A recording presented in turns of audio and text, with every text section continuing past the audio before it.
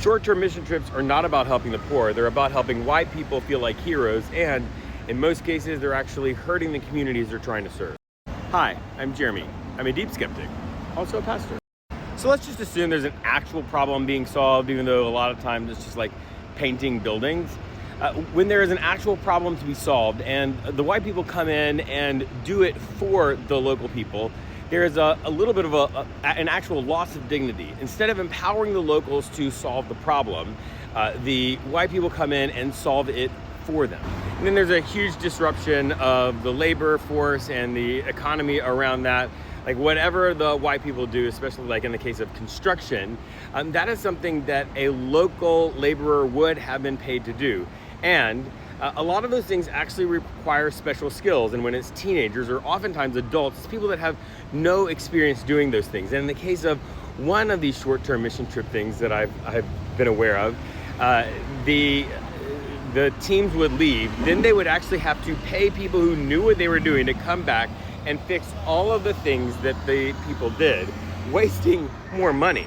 And there can be significant economic disruption in like local businesses. So when people are giving away food, for example, they're giving away things that other people would have bought from those local markets. And there's instances of these like local businesses actually shutting down for a day or two because they don't have any customers, because all of what people would have been buying is being given away by the white people on the mission trip.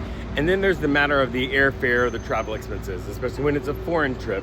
The airfare generally dwarfs the cost of the project itself. And so all of this money that's being raised to theoretically help this community, the vast majority of it is going to the airlines and not to that local community. And then on top of that, these are many times run by organizations that are based in the States. And so on top of the travel, a lot of the money is also then going to support this organization that, let's just be honest, is often also run by white people. And then there's the racial training and scripting that's going on here. Most of the time, these trips are being taken to Black and brown communities, and it's training these adults and especially these teenagers, when the teenagers are going on these trips, that brown people need to be pitied and saved by white people. And you'll look in their feeds sometimes, and the only pictures of people that are not part of their race are them holding these Black and brown children on one of these toxic mission trips. And you can see this when they tell the stories, when they come back to church and they sit up in the worship service and they tell you all of what happens. First off, it's centering the voices and the experience of the white people. And oftentimes they have flattened all of it into this narrative of, oh my gosh, these people are so poor, but they are so happy. They are so satisfied with whatever they have. And it made me so grateful for what I have. It made me so grateful for basically the wealth and privilege that I have. True confession time. For the majority of my career, I have been part of the problem. I allowed the evangelical subculture to sort of reinforce my own privilege, my own racist tendencies, and I encouraged it. I raised tens of thousands of dollars, probably hundreds of thousands of dollars over my career, a fraction of which was actually spent on helping anyone.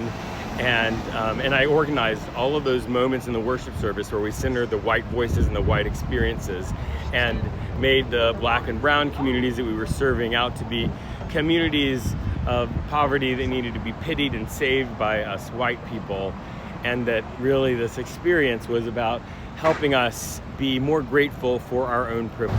And as I have reflected on this personally, one of the most troubling things to me is that there are real needs in the world. There are things that need to be helped, but the only way that we could have ever raised very much money was to do these toxic mission trips, to paint ourselves as white saviors, because people just wouldn't donate to help locals engage in fixing these problems and supporting the efforts of the locals to do so. Which is, of course, in part, me still living into this toxic narrative.